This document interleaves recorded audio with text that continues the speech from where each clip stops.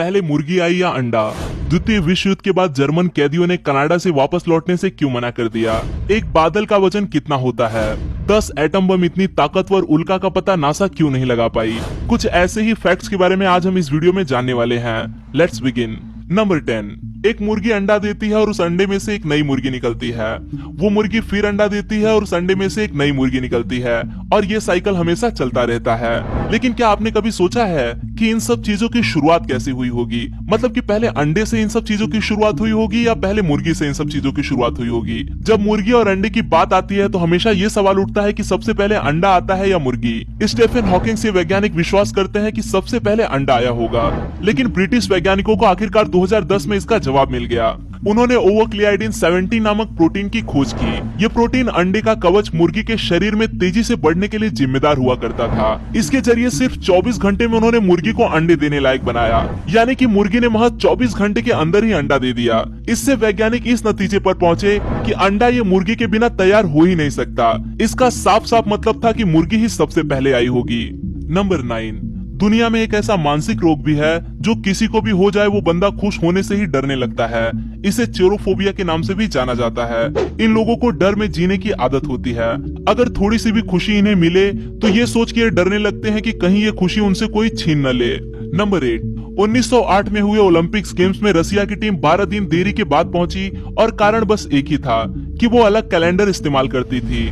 आज दुनिया भर में लगभग हर कोई देश ग्रेगोरियन कैलेंडर इस्तेमाल करता है, जिसमें 365 दिन और हर 4 साल के बाद एक एक्स्ट्रा दिन यानी कि 29 फरवरी का इस्तेमाल किया जाता है। लेकिन रसिया 2000 साल पुराने जूलियन कैलेंडर का इस्तेमाल करती थी। इसीलिए लंदन में हुए 1908 के ओलंपिक्स में रसियन टीम 12 दिन लेट पहुंची। 12 दिन का खेल उन्होंने मिस कर दिया।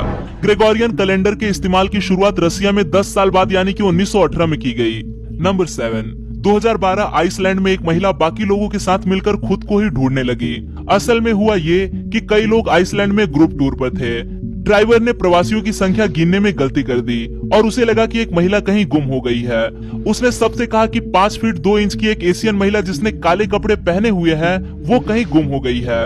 इसके बाद सब लोग इस महिला को ढूंढने लगे, जिसमें ये महिला खुद भी शामिल थी। थोड़ी देर बाद जाकर उस महिला को मालूम हुआ कि हम सब लोग मिलकर मुझे ही ढूंढ रहे हैं। उस महिला ने बताया कि वो महिला मैं ही हूँ। कुछ जगह देखने के बाद फ्रेश होकर मैंने कपड़े बदल लिए थे और मेरी ही हाइट 5 फीट 2 इंच की है। इसके बाद सब लोगों ने उसे ढूंढना बंद कर दिया। नंबर 6, मिलिट्री हिस्ट्री मैगजीन के अनुसार द्वितीय विश्व युद्ध के दौरान कनाडा में पकड़े हुए 35,000 जर्मन सैनिकों में से लगभग 6,000 सैनिकों ने वापस लौटने से मना कर दिया। अब आप सोच रहे होंगे कि ऐसा क्यों? कैनेडियन कैंप्स में इन कैदियों को जॉब दिए गए थे। इन कैंपों में boxing, wrestling, tennis, gymnastic, skating और ऐसी ही कुछ एक्टिविटीज की जाती थी। और बस इतना ही नहीं दोस्त, कैदी और गार्ड्स में एक अच्छा विश्वास का नाता तैयार हो गया था। इसीलिए कैदी गार्ड्स की गन लेकर शिकार पर भी जाया करते थे। इतना सब कुछ मिलने के बाद वापस कौन लौटना चाहेगा भाई? नंबर 5, कभी आपने जानने की कोशिश की है कि एक बादल का वजन कितना हो सकता है? एक रिसर्च के अनुसार इसका वजन 4,90,000 किलोग्राम तक हो सकता है। अब आप कहेंगे कि इसे नापा कैसे गया होगा?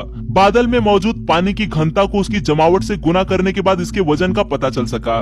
इतना होने के बावजूद बादल गिरता क्यों नहीं जानते हो? क्योंकि बादलों के नीचे मौजूद हवा इससे भी ज्यादा वजन की होती है।